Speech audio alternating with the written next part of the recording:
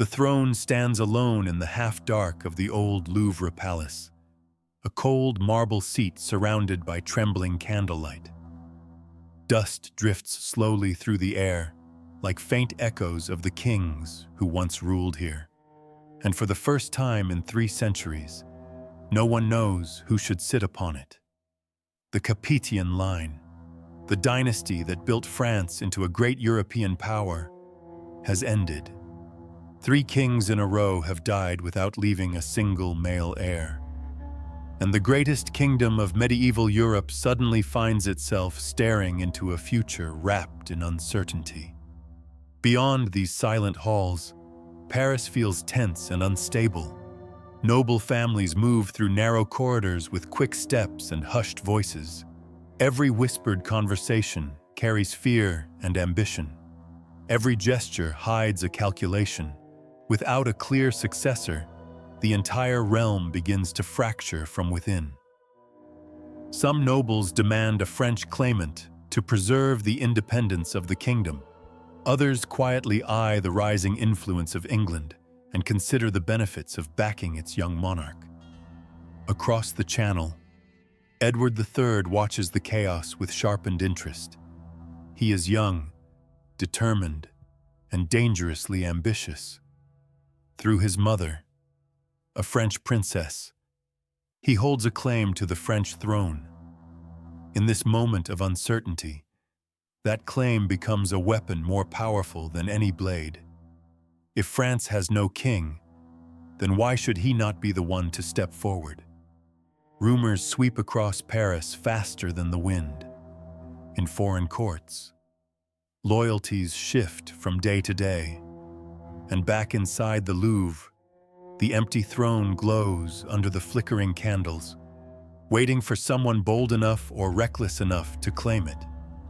This moment is the spark, a vacant seat, a divided nobility, an ambitious king across the sea.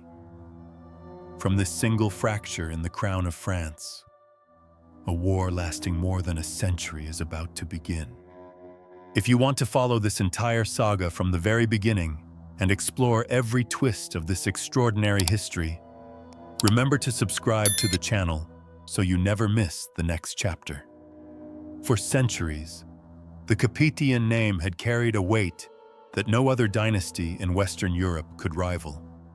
Its rise had been slow and deliberate, built generation after generation through careful rule and steady expansion. When the first Capetian kings took the throne, France was little more than a mosaic of semi-independent territories. By the early 14th century, however, that patchwork had been transformed into a true kingdom, tied together by royal authority that felt immovable. The Capetians had shaped France not through sudden revolutions, but through the patient accumulation of power, the kind that grows so naturally over time that people begin to assume it will last forever. That assumption would soon be shattered. The unraveling of this long-standing dynasty began quietly, almost gently, in a way that did not resemble the dramatic collapses chroniclers usually write about. Louis X left the world without a surviving son, and although the matter raised concerns, most believed the dynasty would endure. It was a problem, yes, but not an unprecedented one. A strong family, after all, could absorb one unexpected loss. Yet this small disturbance marked the first tremor of a coming earthquake. Philip V followed, attempting to hold the fragile line together. His reign was a reminder that even experienced rulers could not control everything. Despite his efforts to secure the future, he too failed to produce a male heir. The noble councils grew uneasy. Advisors whispered about the thin thread by which the dynasty now hung. The clergy prayed for stability. But no amount of quiet hope could change what was happening inside the royal family. The kingdom watched as fate continued its silent march. When Charles IV ascended the throne, it felt like the last chance to restore certainty. He carried not only the crown, but the expectations of an entire realm desperate for continuity. Every moment of his marriage was scrutinized by those who prayed for a son who could seal the breach. Yet when Charles died without leaving a male heir, the truth became undeniable. The Capetian line had reached its end. A dynasty that had ruled for more than 300 years had been undone not by enemies or rebellion, but by the simple absence of sons. The deeper tragedy lay in the way French law complicated the situation. The Salic tradition excluded women from inheriting the crown. It insisted that the royal bloodline could pass only through men. For generations, this rule had been little more than a formality, shielded by the steady birth of heirs. Now it became a barrier with no solution, with no sons left to claim the throne. France faced a question it had never seriously confronted. Who could rule a kingdom where no legitimate male heir remained? The shock rippled through every corner of the realm. It was not just the end of a dynasty, but the collapse of a belief that had defined French identity. No one had imagined that 300 years of kingship could end with such a quiet and merciless simplicity. And yet, here it was, a crown without an owner and a kingdom waiting in uneasy silence for the next chapter to begin. In the months that followed the collapse of the Capetian line, France found itself staring at a throne that no longer pointed clearly to one rightful heir. Into this uncertainty stepped two men whose claims would define the balance of power in Europe. The first was Philippe de Valois, a prince shaped by French soil and French tradition. The second was Edward III of England, a young king whose blood carried a connection that could not be ignored.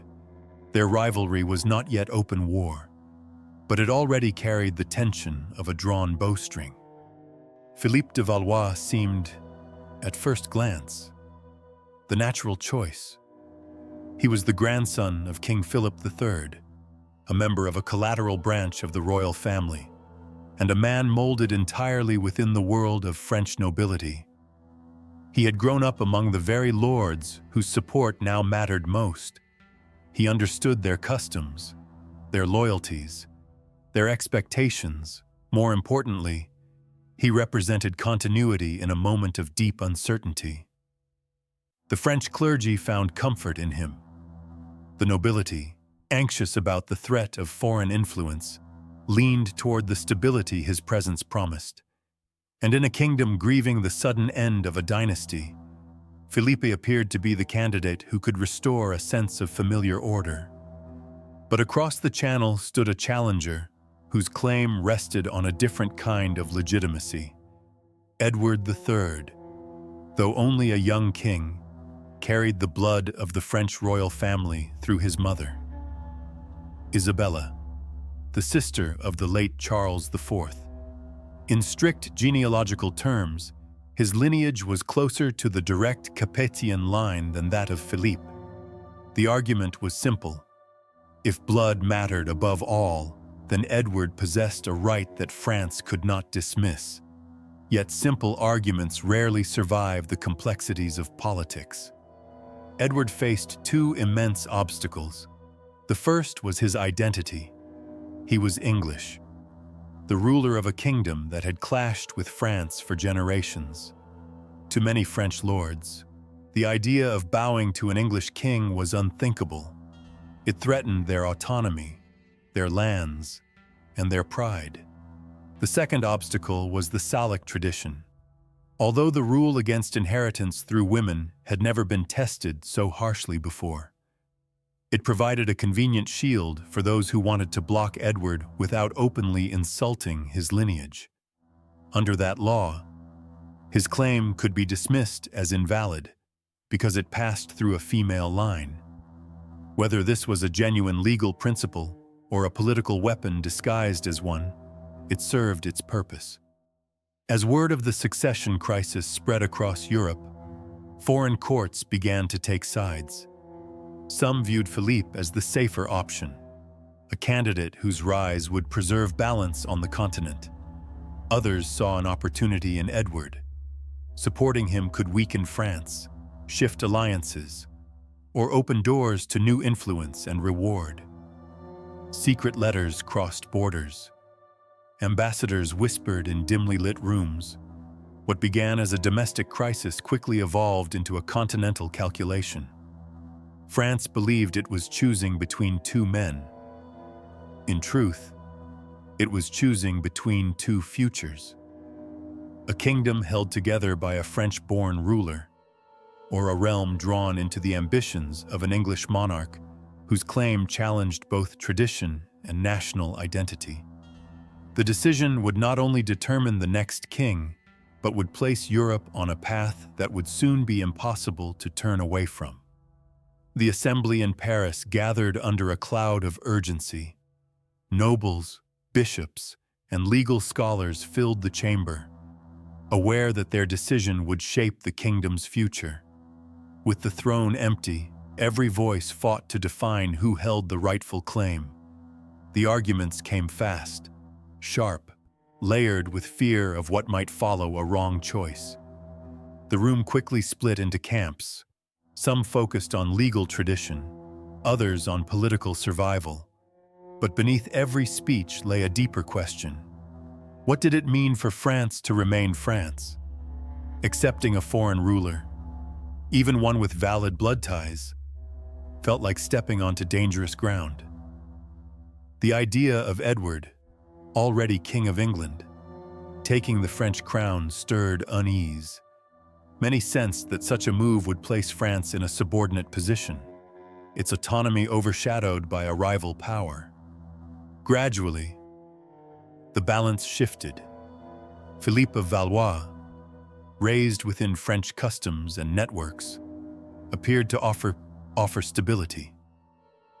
He was not a perfect candidate, but he was familiar. He lived among them, understood their world, and would keep decisions rooted in Paris rather than across the Channel. By the end of the debate, the consensus was clear: to preserve its identity and independence, France would choose Valois. The year 1328 marked a turning point for France. When Philippe de Valois entered Reims Cathedral for his coronation, the air inside the ancient hall felt heavier than incense.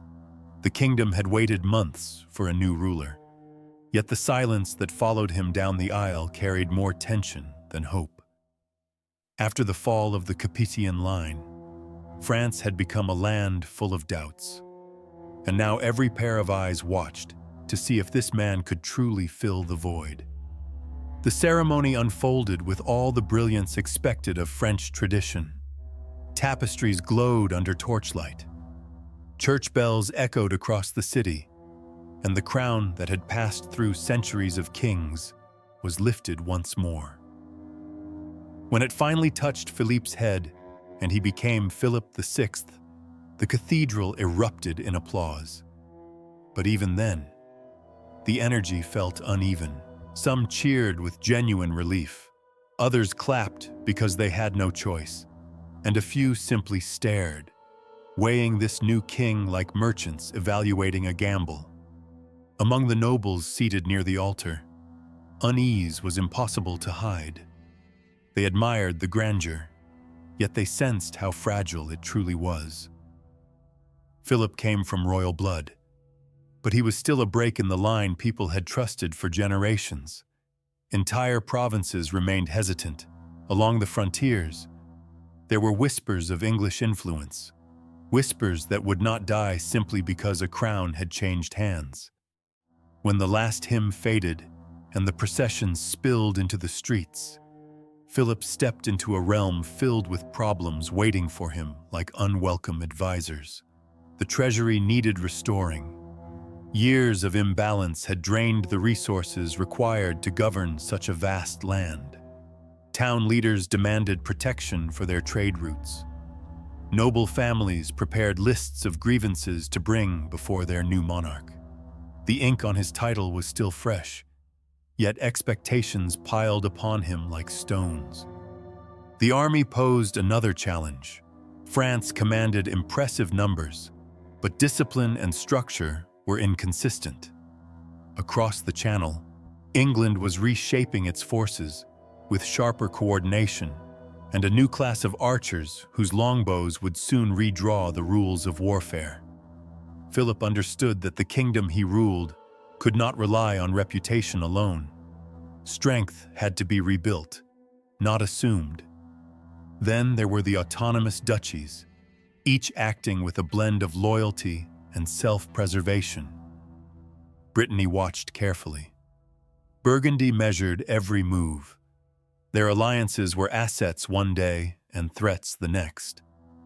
Philip often found himself navigating between their ambitions, trying to prevent rivalries from erupting into open conflict. By the end of his first year on the throne, Philip had learned a sobering truth. A coronation could place a crown on his head, but it could not guarantee the stability beneath it. He had inherited a kingdom filled with cracks, each one deepened by fear, rivalry, and uncertainty. He was now the king of France, but France, divided and restless, had not yet decided whether it truly belonged to him. In the months following Philip's coronation, the English court maintained a polite silence. Edward III, young but already aware of the delicate balance between the two kingdoms, appeared to accept the new order. He sent letters of congratulations across the Channel, praising the rise of France's new monarch. Envoys followed soon after, carrying formal greetings and gestures of respect. On the surface, everything suggested a steady peace. But behind these courtesies, Edward's mind was anything but calm. He watched France closely, examining every shift in power, every uneasy alliance, every sign of weakness. The new king lacked the authority of the old Capetian line, and Edward recognized how fragile the political landscape had become. France was a larger and richer kingdom, filled with lands that could multiply the resources of any ruler who held them. For an ambitious young king still shaping his legacy, the opportunity was almost irresistible. His motives formed quietly at first. England was strong, but France was the true giant of Western Europe. Whoever controlled it commanded prestige that stretched far beyond Christian borders. A ruler who held both crowns would not merely be a monarch.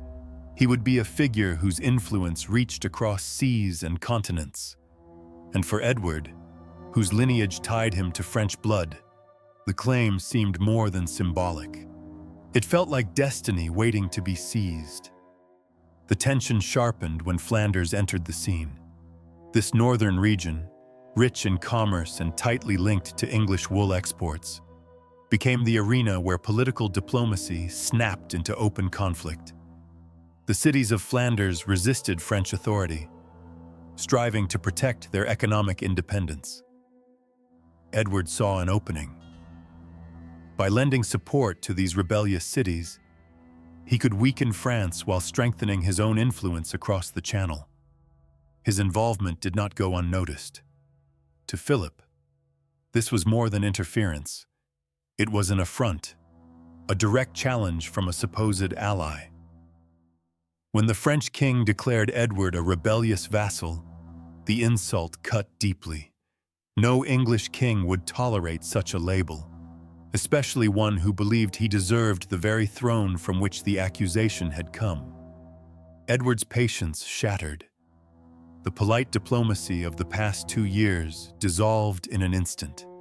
He made a decision that would change the shape of Europe. He declared himself King of France, turning a political quarrel into a matter of royal identity.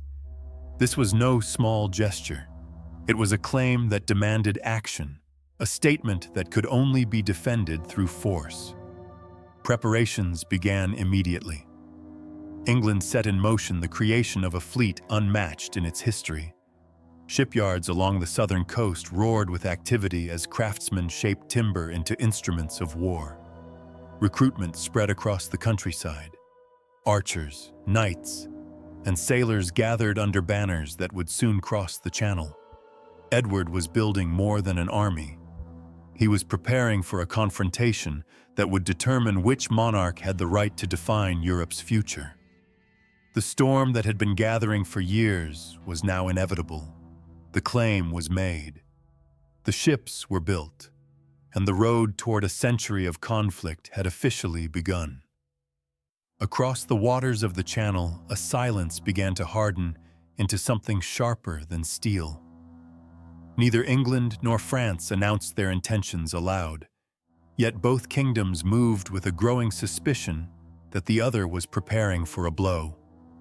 In Paris, riders carried sealed instructions to frontier lords ordering them to strengthen garrisons and reinforce watchtowers. In London, quiet meetings unfolded behind shuttered windows as Edward listened to reports from merchants, sailors, and men who slipped between ports under assumed names. Every message pointed toward the same truth. The storm was coming. France concentrated forces near the northern coasts, reinforcing towns that overlooked the sea lanes. The realm of Philip was confident yet tense. His counselors spoke of loyalty and duty, of the justice of defending the inheritance of France from a foreign claimant. But beneath the official language lay a growing fear. The people living near the borders sensed it first. Farmers whispered that the king was preparing for something far larger than a seasonal campaign. Caravans coming from the south carried rumors that foreign allies were negotiating with England in hidden chambers far from the French court. England responded with moves that never appeared on any parchment. Messengers traveled by night to reach leaders in Flanders. Others rode toward cities controlled by the Burgundian dukes. These talks were never announced. Nothing was written. But the understanding was clear. Should conflict erupt, England would not stand alone. New doors were opening through diplomacy and gold. Europe did not yet see it, but lines were already being drawn across the map. For ordinary men and women on both sides of the Channel, life continued with an uneasy rhythm. Markets bustled, bells rang for worship. But beneath every conversation lingered the same thought. If war began, it would not be a short or simple contest. Many remembered tales of earlier conflicts that had drained treasuries and broken families. They had no idea that what approached would make every earlier war seem small. The coming struggle would stretch across generations. Children not yet born would one day inherit its scars. There was no single moment that announced the turning point. Instead, the tension grew like a slow tightening of the earth before an earthquake. A merchant ship seized off the coast, a border patrol that did not return, a noble who switched allegiance with quiet urgency. Each incident added a new thread to a gathering web. Europe was drifting toward a conflict that would shape kings and crush them. This was the beginning of the age of archers who could tear down knights, of commanders whose names would echo beyond their lifetimes, of battles fought not only for land, but for legitimacy itself. The crown has found a wearer. Destiny has not. And the longest war in the history of Europe is waking. If you want to follow where this story leads and explore the rise and ruin that shaped centuries, be sure to stay with the series and subscribe to the channel for the next chapter.